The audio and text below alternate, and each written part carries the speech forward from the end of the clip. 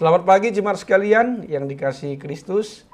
Kiranya kita tetap semangat dan dalam rasa syukur selalu.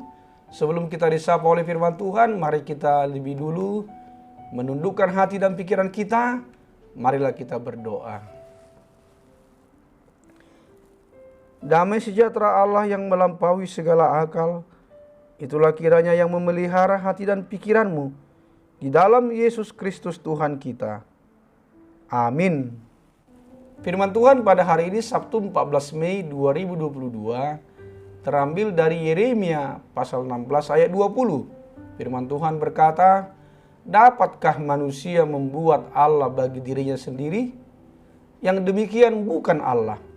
Dalam bahasa Batak dikatakan, "Tung tarbai jolma ma mabahin akka debata di ibana, somanang tutu akka debatana sida." Demikian bunyi firman Tuhan. Topik menyembah dan memuliakan Tuhan saja.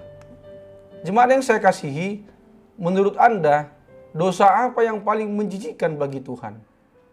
Jika Anda membaca kitab-kitab Perjanjian Lama, maka Anda bisa menyimpulkan bahwa penyembahan berhala adalah dosa yang paling dibenci Tuhan.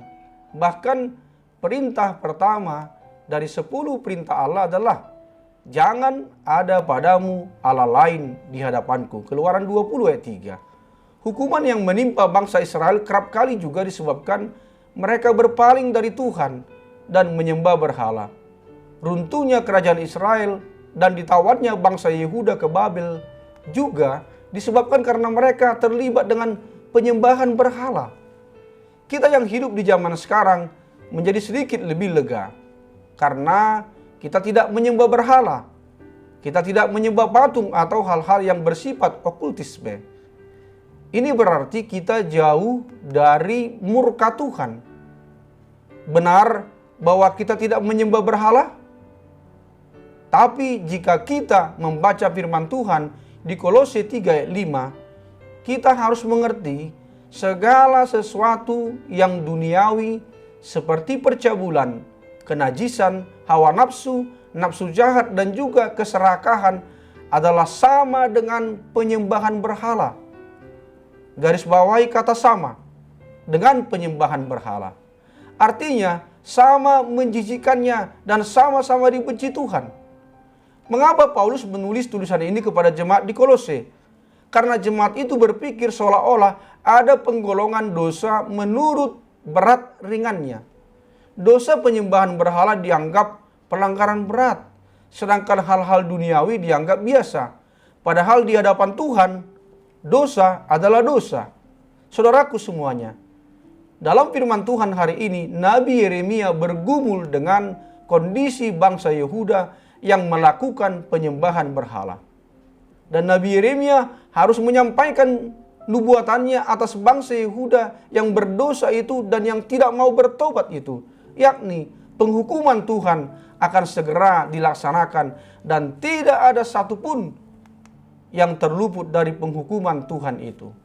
Apalagi bangsa Yehuda membuat Allah dari patung, buatan tangannya sendiri. Buatan tangan manusia itu bukan Allah. Akibatnya Allah akan menghukum bangsa itu dan tidak ada jalan keluar lain dari penghukuman Allah.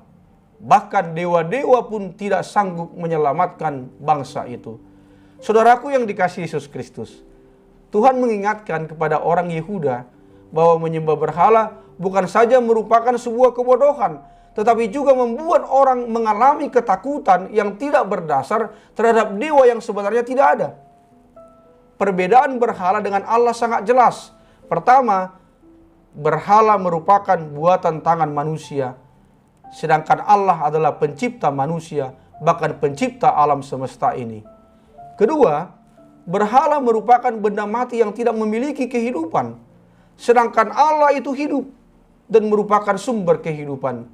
Jemaat Tuhan yang baik, pengalaman umat Tuhan pada masa Nabi Yeremia itu merupakan cermin bagi orang percaya pada saat ini. Berhala masih merupakan ancaman bagi kerohanian orang percaya. Walaupun yang dimaksud dengan berhala pada masa kini mungkin bukan lagi berbentuk patung, tetapi segala sesuatu yang bukan Allah yang menjadi tumpuan rasa aman dan pengharapan kita. Berhala adalah sesuatu yang didewakan, yang disembah dan dipuja. Ketika kita lebih mengutamakan sesuatu daripada Tuhan, itu juga disebut berhala. Saat kita menghadapi pergumulan dalam kehidupan kita, marilah kita berharap kepada Allah saja, karena Allah yang kita sembah dalam Kristus adalah Allah yang hidup, yang mau berelasi dengan orang percaya, dan yang menjadi sumber berkat dalam kehidupan kita. Jangan taruh pengharapan kita kepada segala sesuatu yang ada di dunia ini. Dunia ini rapuh, mudah berubah, dan gampang tergoncang. Taruhlah pengharapan kita kepada sesuatu yang pasti. Dan sesuatu yang pasti hanyalah Tuhan saja. Ketika kita mengandalkan Tuhan dan menaruh harapan kita kepada Tuhan, maka kita akan menjadi orang yang diberkati Tuhan. Amin. Marilah kita berdoa. Terima kasih Tuhan, firman-Mu mengingatkan kami supaya hanya menyembah dan memuliakan Engkau saja di dalam segala situasi hidup kami. Ya Bapa, berkatilah yang berulang tahun hari ini, sembuhkanlah yang sakit dan juga yang terkena virus COVID-19. Hiburkanlah yang sedih dan kuatkanlah yang lemah. Berikanlah apa yang menjadi kerinduan di hati kami setiap pribadi dan keluarga. Hanya di dalam nama Tuhan Yesus Kristus kami telah berdoa. Amin. Selamat pagi, selamat beraktivitas, salam sehat, tetap semangat, dan selalu bersyukur. Tuhan Yesus memberkati.